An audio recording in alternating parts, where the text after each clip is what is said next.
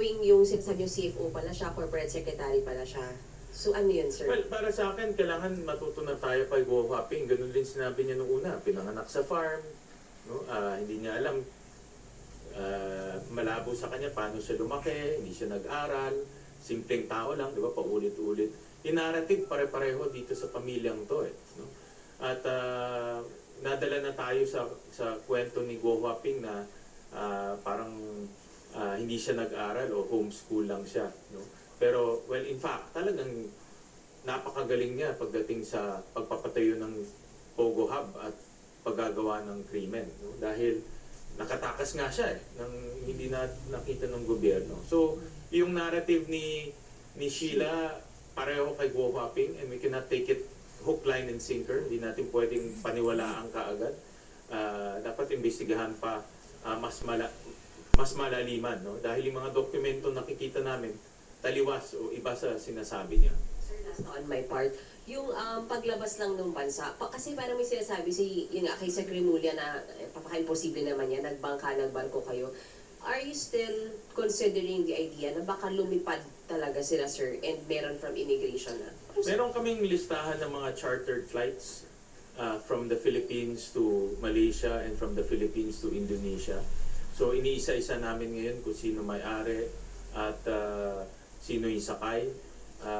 Dahil kung nag-charter flights sila, dapat i-declare mo sa BIQ, sa Bureau of Immigration and Quarantine, sino yung mga sakay. Pero may mga instances rin hindi nila dinideclare sino yung sakay. So inimbestigahan namin tong angulo na nag-charter flight sila at tinitignan namin isa-isa yung mga may-ari ng eroplano. Well, kakontsaba mo yung tinatawag nila ground handler. Kasi kung magfa-file ka ng flight, magbibigay ka ng dokumento, no? Yung tinatawag nila flight path, yung flight manifest, lahat to ibibigay mo. Pag hindi mo sinulat doon, dapat physically ang Bureau of Immigration nagbo-board ng plane para makita talaga kung sino yung mga sakay doon. Physically, parang tayo, dumadaan ng immigration. Dapat makita nila physically. Ang theory ko, hindi nila dineclare, hindi rin nag-board ng plane. So, sa flight manifest, walang mga pangalan doon, pero well, in fact, may mga tao pala doon. That's also a possibility. Okay, before Beck, so balikan ko lang yung kay Sheila Guo. So, sa tingin nyo, nagpapanggap lang siyang walang alam o pwedeng willing naman siya na ginamit lang ni na Alice Guo doon sa mga kumpanya? Yung theory na walang alam, taliwas yun dun sa dokumento eh. Dahil nga sa dokumento, hindi lang isang beses siya pumirma, 90 plus times pumirma siya ng mga dokumento. So, since 2013. No? At dapat nagtatanong ka rin kung anong pinipermahan mo dahil sagrado ang perma sa ating bansa eh. Kung yung perma mo, kaya ka ikulong sa pagpeperma ng dokumento. So, dapat nagtatanong ka rin inaalam mo rin kung ano yung pinipermahan mo. Pero yung nagamit siya, yun ang isa pang tinitignan nating angulo. Kung posible ba yun o kwento-kwento lang yun. At kung nagsisinungaling siya, sir, hanggang kailan siya i-detain dito sa Senate? Tuloy-tuloy yung investigation. Ay, nakakuha ko ng information na Monday yata. Monday may hearing. So, tuloy-tuloy yan until makita natin yung consistency at also level of details ng pagkakwento niya. Kasi kagaya ng narinig nyo naman, no? Yung pagbiyahe niya, walang detalye. Sumakay lang siya, lumipat ng barko, yun lang eh. Walang detalye, parang blanco, no? Tapos bumiyahe sila ng 3 days, wala ring detalye, no? So, marami siyang hindi sinasabi sa aking pag-analisa. From NIMPA ito, sir, pwede niyo daw bang ipa-detain sa ibang lugar para mapilitang kumahitan? Pwede rin, no? Kasi hindi naman na iba na nag-detain ng Senado sa ibang kulungan, no? Ibang jail. Pwede rin yun, no? Dahil dito aminado naman tayo, mas komportable, mas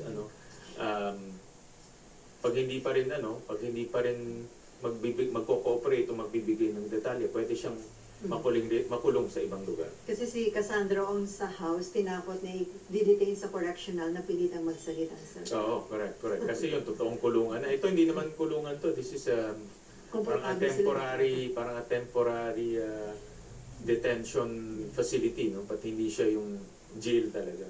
Okay, Beck. Hi, sir. Sir, do you believe yung sinabi ni Sheila na hindi niya kapatid talaga si Alice? And may idea na po ba kayo kung sino yung tatay niya? Ako, I believe that because yung passport niya is ibang last name. No? Jiang Mir siya.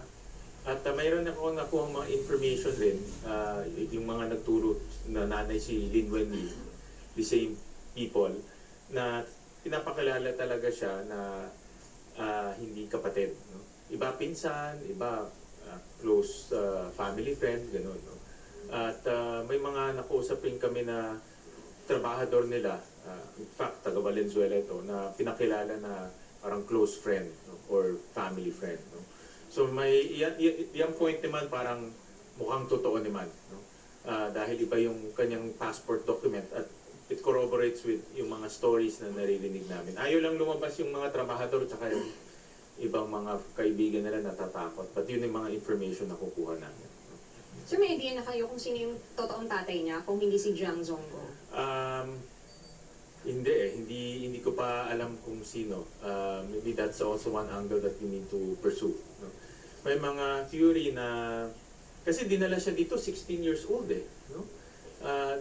So, di ba pag 16 sa atin, pag lalabas, kailangan mo ng permit ng magulang bago ka makalabas. So, I'm also looking at that angle na napakabata niya, dinala siya dito at nagtrabaho na siya dito. No? So, I don't know kung anong relationship ng kanyang magulang dito kay Guo Jiangjong at kay Lin Wenyi. Sir, last, sa hearing sa Monday, sino po yung mga ibang personality or bagong personality na i-invite? Kasama po ba si Cassandra? I hope si Cassandra will be allowed to visit, no? Kasi marami rin kaming katanungan sa kanya at yun ang aming request sa counterparts natin sa House na payagan siyang dumalaw dito, no? Pumayag na ba? Good. At least mayroon na tayong mayroon na tayong certainty diyan. Okay, Amor and then Danielle. And then Nympha. Sir, pag-amin po ni Sheila po na hindi niya biological sister si Alice ko, anong significance po nito dun sa investigation? Actually, yung kanyang family circumstance, I would say, hindi pa klaro kung paano natin gagamitin yan sa kaso. Ang focus ang focus ko yung Pogo, no? So, at yung role ni Alice Go sa Pogo, gusto kong palakasin pa yung mga detalye at mga circumstances laban kay Alice Go in relation to her role in the Pogo Hub in Bamban. So yun ang ating pinapalakas. No? Kaya importante yung kanyang, yung nasabi nga natin, no? Yung mga financial records, yung money flows na pumapasok sa Bamban, at yung role ni Sheila Go sa pagtulong mabuo yung Pogo Hub sa Bamban. Yun ang hinahanap namin na detalye. Pati yung family relations nila, for now, linalagay lang namin on the table but hindi pa klaro kung paano i-connect yan doon sa Pogo Hub sa Bamban. Sir, are we ready to say na yung 10 companies nila Alice ko, yung PJJ Farm, embroidery, ginamit siya to launder the money that was used para ipatayo yung Pogo Hub? That's my theory, no? That's my theory. Na ginamit itong mga corporations, ginamit yung mga personalities. Nasabi na ng AMLAC before, may case, during the hearing, magpa-file sila na money laundering case this week, no? So, after ma-file yun, ay lalabas na doon yung mga personalities at corporations as well as bank accounts, no? Ang first step kasi yung freeze order, diba? Mayroon na freeze order na nangyari ito. So, na-freeze na yung asset. Laki na nga na-freeze. 200 million cash, 400 million in assets. Ang next ngayon yung money laundering. Ito na yung totoong kaso na laban sa mga iba't ibang personalidad. Doon natin palalaman, sir, kung paano talaga siya. Yun ang magbibigay ng detalye kung paano nila ginawa yung money laundering. Yung freeze order is sinasabi doon ay may money laundering i-freeze natin yung assets. Ngayon, sasabihin na nung next case is, ito ang ginawa nila kaya nagkaroon ng money laundering. And sir, yung kay Cassandra Octo, parang sa ngayon po kasi siya yung common denominator dun sa Bamban and Cora. Yes, correct. Siya yung link. Siya yung link. Sir, but meron na bang other evidence linking Alice Go also to the Cora photo? Well, yung flight details na nakita namin na lumapad si Cassandra, si Duaren Wu, si Alice Go, si Sheila Go, in my opinion, puts Alice Go and Duaren Wu together. No, si Duaren kasi is hinihinalang mastermind ng Pogo Hub sa Porac. No? Marami siyang tinayong mga corporations dito sa IT. Bumili rin siya ng lupa. Binili niya yung lupa ng Whirlwind worth 1.9 billion pesos, 1.3 billion pesos. Pero hindi pumasok sa libro ng Whirlwind Corporation. No? So, mayroon ring nakikita kaming money laundering issue on the part of Porac. At nung kinos out rin namin yung buildings, kasi humingi kami ng tulong sa mga engineers, ang halaga ng building is between 3 to 5 billion pesos. No? Yung magpapatayo ng building. So let's put it on the average 4 billion. Para ipatayo yung Porac Pogo Hub, 4 billion yung kanilang ginastos. Pero pag tinignan mo yung financial statements ng Whirlwind, walang laman. No? Kaya again, pag ganyan yung, red flag na yan na merong money laundering na nangyayari. Sir, are you ready to parang offer kay Sheila Go to magiging safe witness siya, ganyan, para just to get to the bottom place, makuha talaga sa kanya yung impormasyon na kailangan? Masyadong maaga pa para gawin yun. Like I said, no, yung kanilang abogado pareho eh. So, at this point, I doubt kung magsasalita siya o magbibigay siya ng detalye o magsasalita siya laban kay Go Huaping. At this point, it's too premature to say that. Sir, may patanong lang si Camille Balagtas. Mayroon daw information na si Sheila ay kapatid ni Michael Yang. Do you have information regarding this, sir? Wala pa akong information na ganyan. Uh-huh. Wala pa akong information na ganyan. At meron din siya... At ito pa, pamangkin na tunay daw si Alice Go o ni Alan Lim. Sino ba si Alan Lim? Alam din dito. Oo. At kapatid ng nanay ni Alice Go o si Alan Lim. Wala kayong info. Wala pa akong info. Kasi once upon a time, itong Go family kasi, nung medyo hindi pa mainit to, nagso-socialize naman sila eh. No? May mga pictures, sir. May mga pictures. May mga kumakain sila sa labas, may mga friends sila. Although maliit lang yung friends sila. In fact, kasama sila dun sa Hugging Association. Yung Hug Racing, sorry, not Hugging, Hug Racing Association. Hug Racing Association. Kasali sila doon. May picture siya doon eh. Si Lin Wenyi at si Alice Guo. So, in other words, they were living normal lives. Kaya maraming mga pictures. At maraming nagkukwento na doon nga namin nakuha yung information na si Lin Wenyi ang biological mother niya. At si Sheila Go ay a close family friend ng Go family but not related. So, yung ganun. At may mga nagtrabaho rin sa kanila na corroborates that story. Si Sheila daw ay kapatid nga ni Michael Yang, kaya daw yan ang may hawak na pera. Anyway, information ito from Camille Balagtas. Daniel.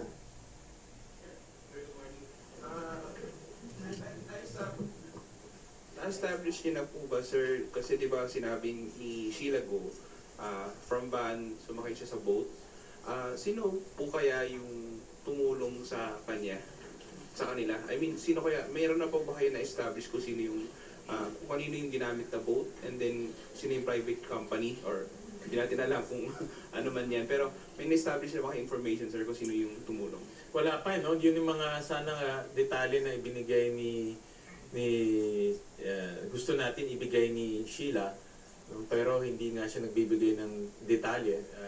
Nagkwento siya, sumakay siya, but wala naman detalye. In fact, if you notice, hindi niya alam yung oras, no? Estimate lang yung binibigay, no? So, Ewan ko kung may tao ngayon na hindi tumitingin ng relo, so hindi tumitingin sa cellphone ng oras, no? Parang imposible naman yun, ano? So, nagkukwento siya, pero walang detalye. Nung pagtatanong nyo rin, inamin niya na mag-boyfriend, girlfriend si Cassandra Ong tsaka si Wesley Wu. Oo. So ano po ba ang significance ng sir doon sa case? Ano yung nakikita niyo? Well, ayaw ko pangunahan yung hearing, no? But ang unang nakita ko dyan, nung pinayos yung Lucky South 99, 19 years old lang si Cassandra. Eh. No? So, 19 years old lang siya, pero naging representative siya ng Lucky South 99, naging corporate secretary siya ng Whirlwind Corporation. Again, no, at that young age, mabigat na responsibilities na ang binigay sa kanya. At hindi ibibigay yun sa kanya kung hindi siya pinagkakatiwalaan. No? So, at obviously, meron ring nag-endorse sa kanya or mayroong mas malaki na nagbigay ng authority sa kanya. No? So, but that is a clear link between Bamban and Porac. No? Yang personality niya, si Cassandra Ong. At yung role niya sa Porac kasi hindi lang ordinary role. Eh. No? At the same time, hindi rin coincidence na si Wesley Guo ay kapatid ni Guo Huaping na sentro rin sa Bamban Pogo Hub. No?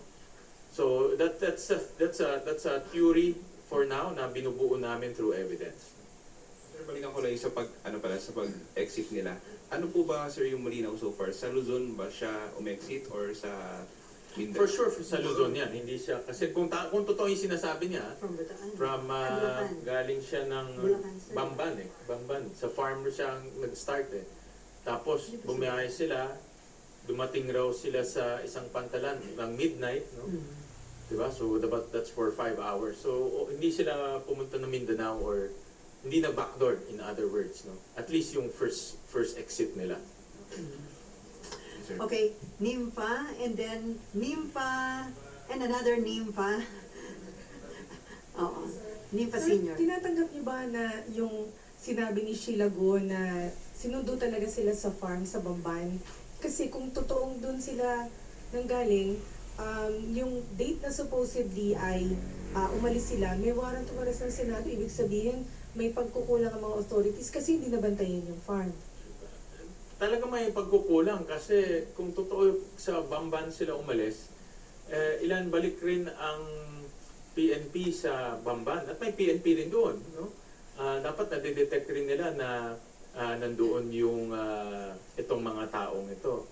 At kung Bulacan naman, dahil alam ko meron silang malaking bahay sa Marilao, dapat rin na detect rin doon. No? Talagang may pagkukulang rin yung mga enforcement agents natin pagdating sa intelligence. Kasi parang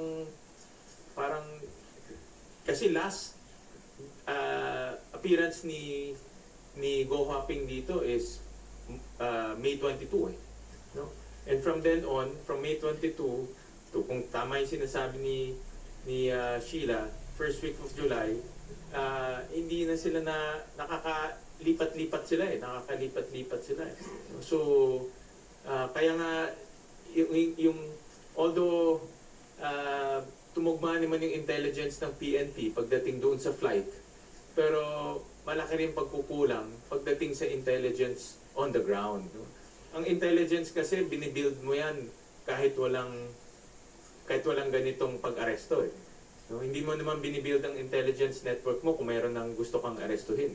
Kahit wala kang inaaresto, binibuild mo itong intelligence network mo. Para kung mayroon kang gustong arestuhin, nakakalat na itong intelligence mo. Pero ganoon pa rin, malaya silang nakakalipat ng bahay, nakapunta sila sa isang pantalan, nakalipat sila ng barkos. Kung totoo yung mga yon, ano nangyari doon sa network na binuo? No? That's the nature of intelligence, yung network. Sabi naman ni Presidente, heads will roll. Pero sa tingin nyo, how soon should it happen? Well, I'm sure there I think nasabi ng presidente yan dahil rin sa gulat at sa galit, no? Kaya ang kanyang initial impression mayroong kakontsaba sa gobyerno, kaya yun yung nasabi niya. At alam ko, iniimbestigahan nila ng mabuti ito. No? Whether pag may kakontsaba o pagkukulang, definitely dapat may accountable dito. Okay, and then sir, hindi ba kayo sir natatagalan doon sa progress ng kaso against Mayor Guo? Kasi sir, binalikan ko kasi yung statement ninyo March 25 nyo pa sinabi na may possible link si Mayor Guo. But until now, wala pang kaso sa korte. Actually, kung tutuusin, ang only arrest order is galing sa Senado at galing sa Kongreso. Wala namang ibang arrest order na. So, ibig sabihin, hanggang nasa prosecutor level pa rin ngayon.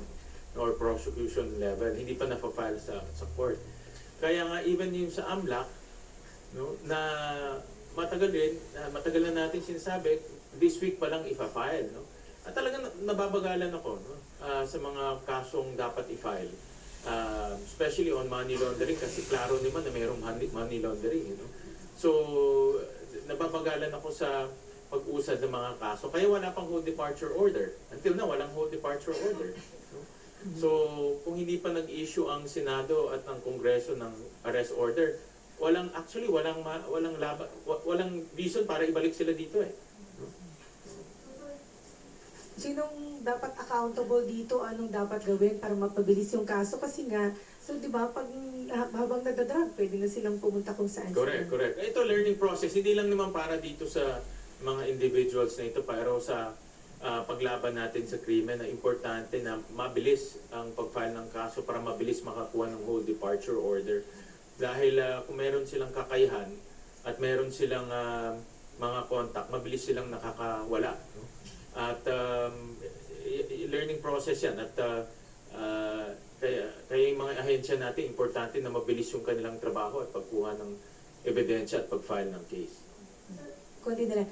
So, sisingilin nyo ba dito yung AMLAC? Kasi nga sir, ito March, di ba, in-reveal na yung connection, and then hanggang nung hearing ng isang araw, sabi nila, ipa-file nila yung case within the week. Hindi pa klaro yung specific. Correct. Talagang ako personally, sisingilin ko sila. In fact, over the weekend, bago mag-hearing, humihingi ako ng updates dun sa kaso at till doon hearing nga, humihingi ako ng updates. Tama ka, pang-anim na hearing yata yung huling hearing natin. Wala pang na-file na kaso. No? At every hearing nilang sinasabi, ipa-file na, but until now, wala pa. At kaya nga binuo ang AMLAC to enforce and to file cases. At personally, I will ask for explanation and kung bakit mabagal ang usad ng pagpa-file ng kaso.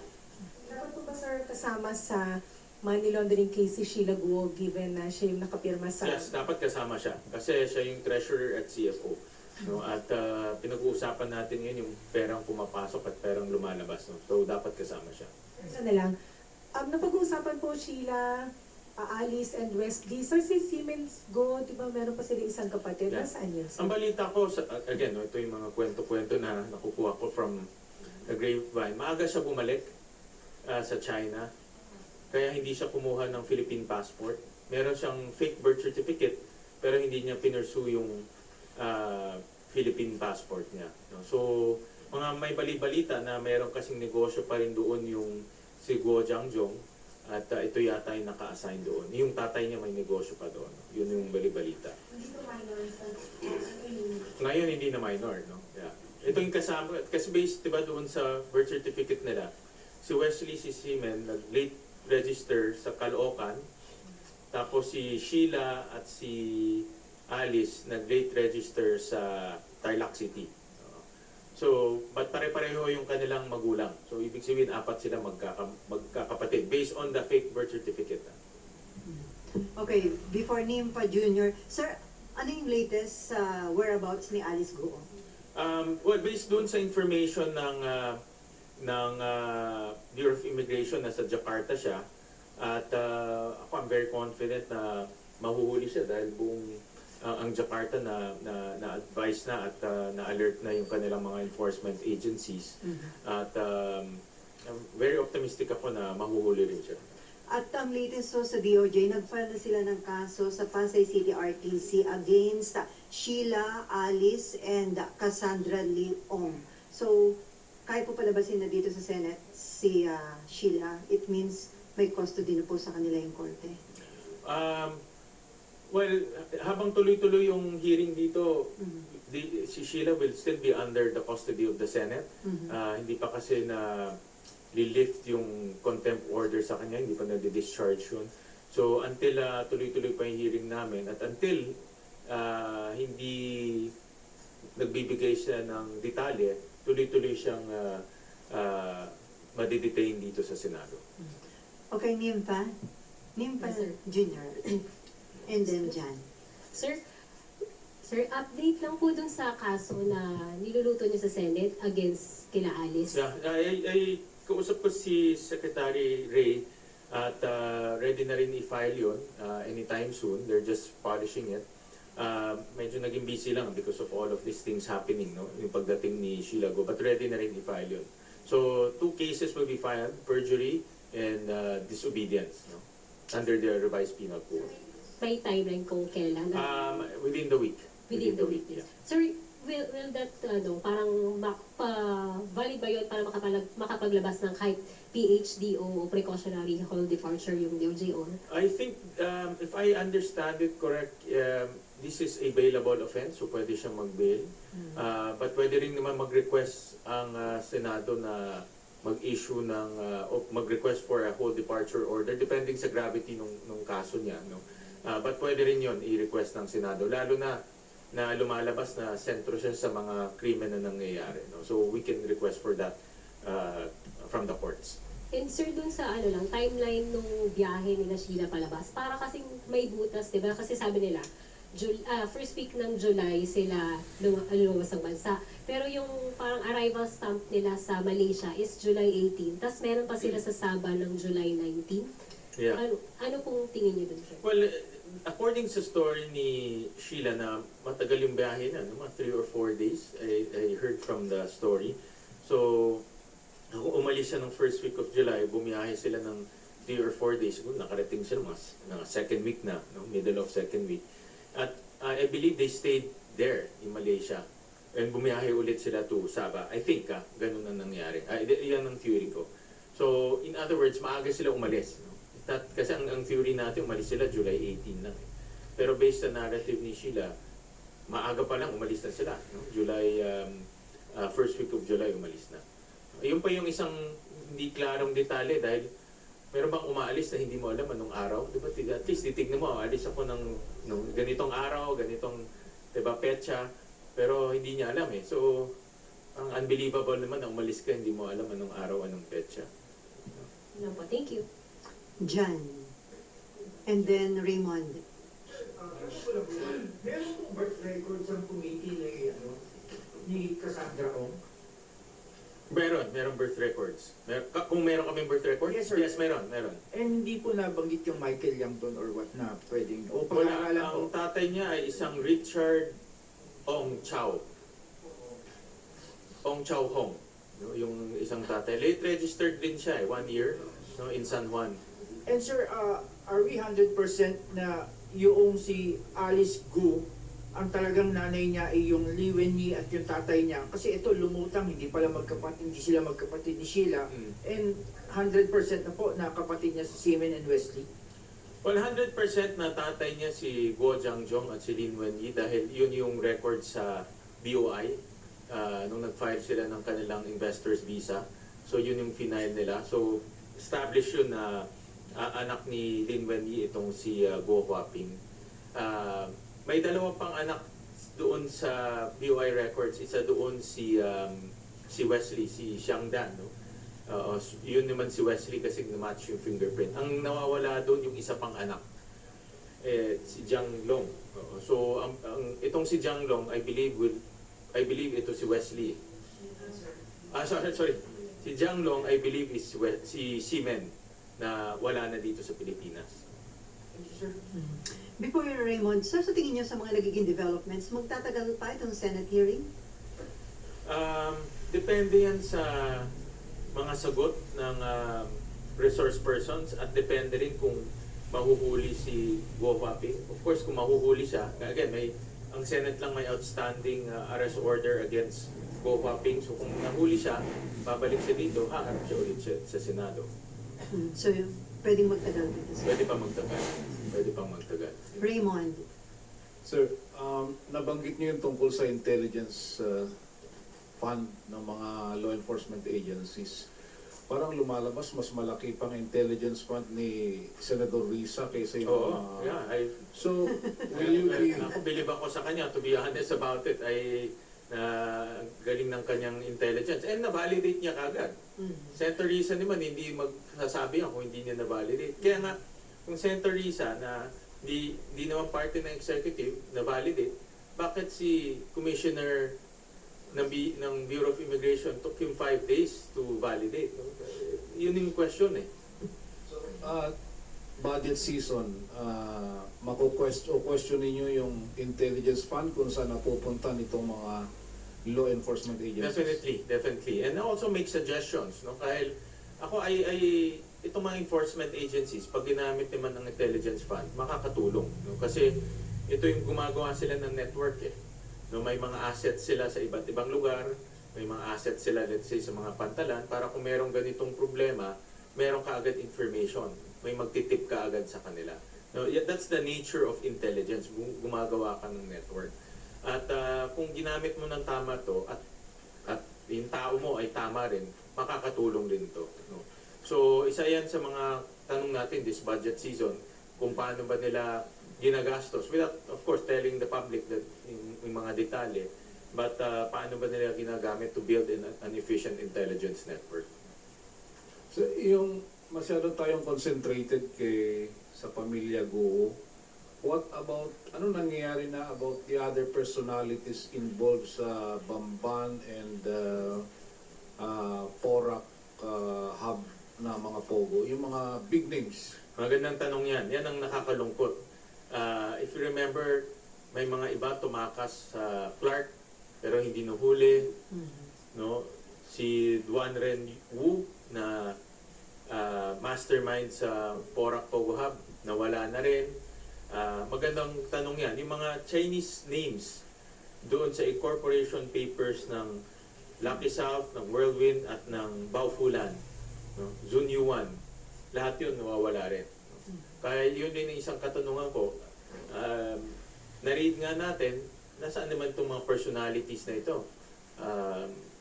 Physically, wala na dito. Kahit file tayo ng kaso, wala naman sila dito physically. No? So that's also another issue na dapat nating harapin. Dahil maganda nga pakinggan na marami tayong na-read, and I think our enforcement agencies, dahil nagbuhis-buhay sila. But at the end, importante rin yung kaso na i-file natin at may makukulong. No? Dahil based doon sa mga dokumento, may mga kasabwat si Guo Huaping sa pagpapatayo nitong Pogo Hub. Gaano ba daw kalaki ang Intel fund ng mga senador, sir? Senador, wala kami Intel fund. Sariling marites kami, sariling marites. Thank you, sir. okay na Sariling nabigyan. marites. Okay na. Taga Business World and then kay Sandra and then balik kay Mean. Good morning, sir. Just on pending bills. So last night, plenary ended at nearly midnight. So what are contentious provisions in the Create More bill that are still being tackled by your colleagues? And Senate President Escudero said the bill would likely be approved by next week. So Yeah. what is still being considered by This the... is a priority measure, inside the LEDAC list. It's also a measure that was certified by the President. It's a measure that will correct a lot of the inconsistencies, ambiguities in the first version of Create. And then we also enhance the incentives for investors. No? So, in other words, the framework will be the same in terms of incentive granting, but we just made it more generous in Create More.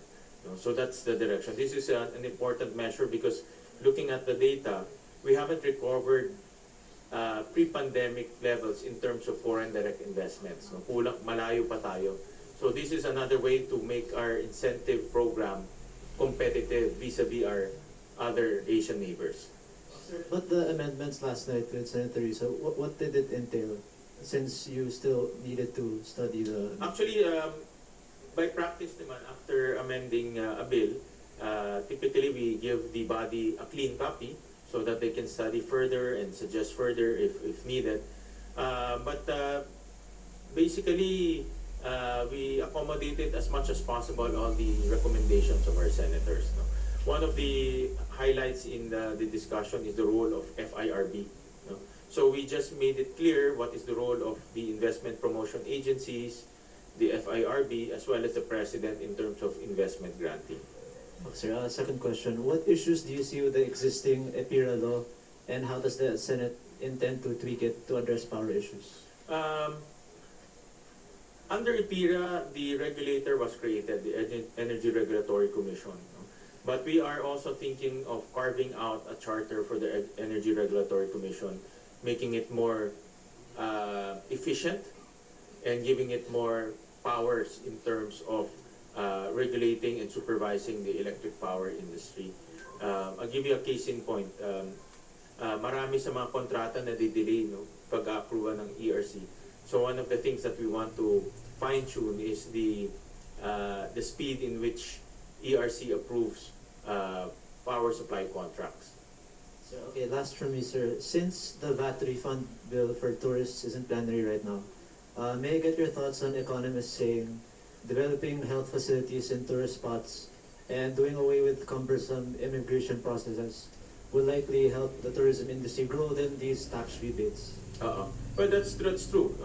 In attracting tourists, there's no single formula. You have to apply many strategies. VAT refund for tourists is just one. Improving your health facilities in tourist areas, improving peace and order in those tourist areas. For example, setting up tourist police in those areas will help. Sa mga dive sites natin, putting up medical facilities, because if you have, for example, you get into an accident in a diving area, you need to be brought to Metro Manila in order to have access to sophisticated hospitals. So those type of facilities need to be built in tourist areas so that tourists will have the confidence going to our beaches, to our tourism sites, because they know that they will be taken care of. Thank you, sir. Okay. Thank you, John Ordonez. Alam ko na pangalan mo. Sir, doon sa Create More, magbigay ba yun ng additional revenue sa government? Magbibigay siya ng additional revenue, but ang kanyang objective is really more incentive giving. So, kumbaga, in terms of revenue take, magiging pantay lang siya. No? Magiging pantay lang siya. But in the long run, it will be beneficial to the country because it will generate businesses, employment, and foreign direct investments. Okay. Sandra.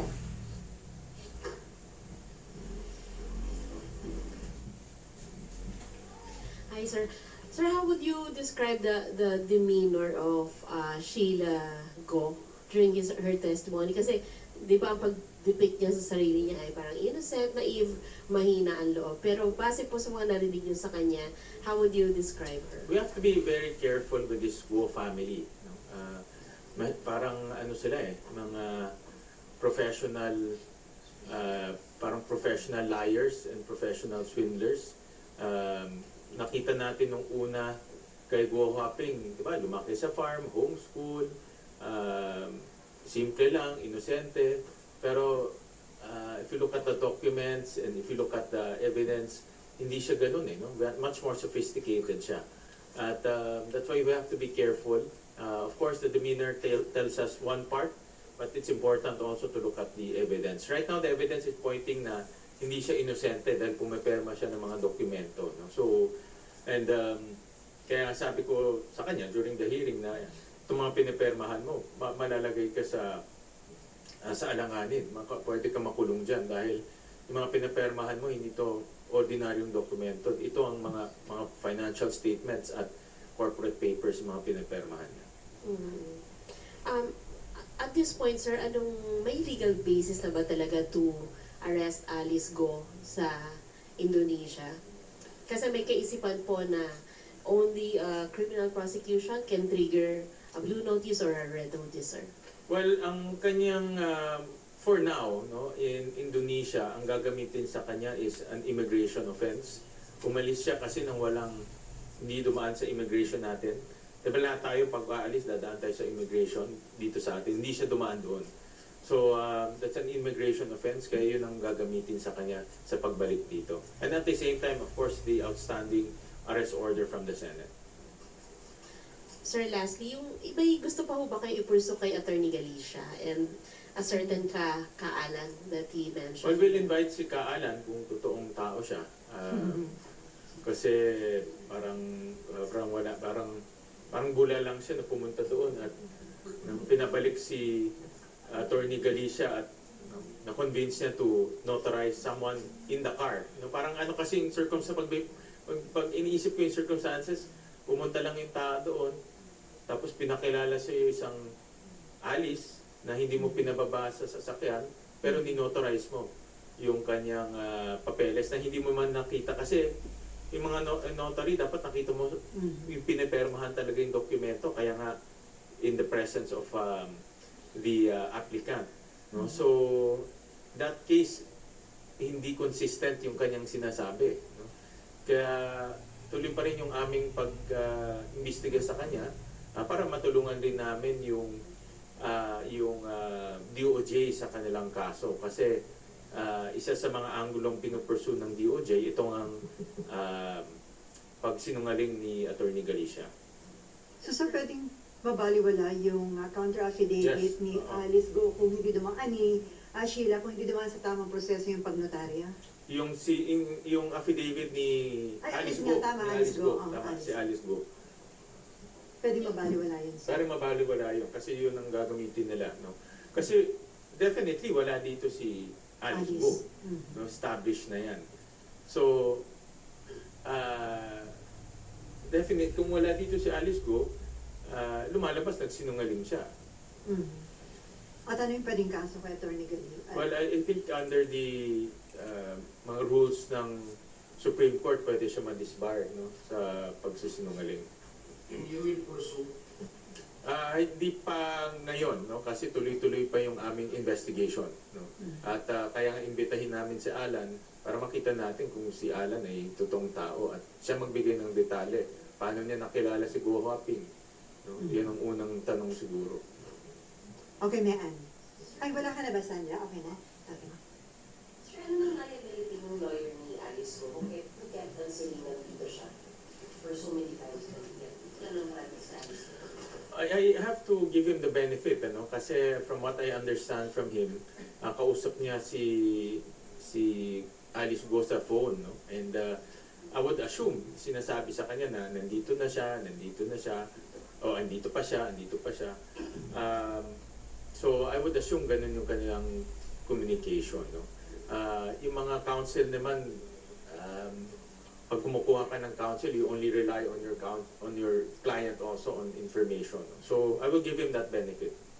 Sir, kung matapos yung hearings ng Senate, may confidence kayo na palayain si Sheila Go knowing that she has capacity to lead? Really depends on anong sasabihin niya, no? The detail in the next few hearings. Really depends kung magko-cooperate siya. Ang best case scenario, magsabi siya kung ano pa yung nalalaman niya kahit na executive session kung natatakot siya, no? Kung natatakot siya dahil nga alam naman natin itong mga taong to ay may pera, sophisticated. Imagine nakatakas sila. Kung totoo man yung barko, nakatakas sila under the radar of all our enforcement agencies, no? So ganun ka-sophisticated sila. Kaya naniniwala ko hindi to pinlano ng madalian. Matagal na nakaplano to. Kung may mangyayari, alam na nila yung mangyayari. At kung totoo yung 200 million, ganun kalaking perang kaya nilang gastusin para makatakas. So, in other words, kung magbibigay si Sheila ng detalye, kahit na executive session, papayagan natin yun. At mas maganda yun para malaman natin yung dagdag ebidensya laban kay Alice Guo pagdating sa Pogo. Sir, ipupush niyo po yun yung executive session for Sheila? Depende kung anong detalye ang bibigay niya. Kasi Hindi lang naman pwedeng mag-executive session at wala namang pupuntahan. Ano? So, depende kung anong ibibigay niyang information. Sir, may meron ka pa? May pahabol lang, sir, about West Philippine Sea. With the recent collision of PCG and BFAR ships with Chinese vessels, what diplomatic means should we take? If not diplomatic, then what po ang dapat ang gawin? Ako personally, I condemn the actions of China insofar as colliding with our Philippine flagships. Nangyari yan sa Coast Guard natin, nangyari sa BFAR. At yung mga ganitong pangyari, hindi maganda sa relasyon at sa stability ng ating region. At dahil meron ng itong both sides, sinusubukan nila mag-usap, sinusubukan nilang magkaroon ng magandang relasyon, sinusubukan nilang patahimikin at magkaroon ng stability in that area. Pero kung mayroong ganitong mga collision, bumabalik tayo sa zero eh. Hindi tayo umuusad, hindi tayo nag-i-improve. But having said that, dapat pa rin tuloy-tuloy yung communication at dialogue at maghanap pa rin ng totoo at sincere solution para hindi na maulit to. Dahil hindi healthy to para sa dalawang bansa. At hindi nagiging produktibo para sa dalawang bansa yung ganitong pangyayari sa West Philippine Sea. And with this act of aggression, paano daw natin mapoprotektahan yung ating blue economy? Kailangan maging alisto at alerto sa West Philippine Sea dahil nga yung mga ginagawa ng China dyan, for example, yung pagkukuha ng corals, yung paggagawa ng mga islands, nakakasira yan doon sa natural state ng West Philippine Sea area. So, kailangan maging alisto tayo at kung mangyayari yan, then we have to also try our best to either stop it or to file diplomatic protest. And then, sir, yung mga hakbang na yun ba, in the long run, pwedeng maka-apekto sa ating trade routes, whether importation or export? Actually, hindi lang tayo maka-apektuhan dyan. No? Very strategic yung West Philippine Sea, not only for the Philippines, but for the entire world. Because 1/3 of the entire trade flows to that West Philippine route, West Philippine Sea route, for oil, for electronic goods, back and forth. No? So it's a very strategic area. And China knows it's a very strategic area. So, and China knows how to play the long game. No? Tinitignan nila not 10 years from now, 20 years from now, but 50 years, 100 years from now. Controlling that route, having possession of the route is detrimental to the stability of the entire world. So, alam yun ng China? Alam niyo yun. They know their commerce, they know their history. Alam rin naman yan natin. No? Alam rin naman natin. Alam rin yan ng ibang bansa. Ngayon na isang dahilan kung bakit ang Amerika ay interested in that area kasi alam nila na pag yan ay makontrol ng China, sila rin ang mahihirapan gumamit ng ruta sa West Philippine Sea. Okay, no more question? On that note, thank you so much, Senator Win Gatchalian. Thank you, sir.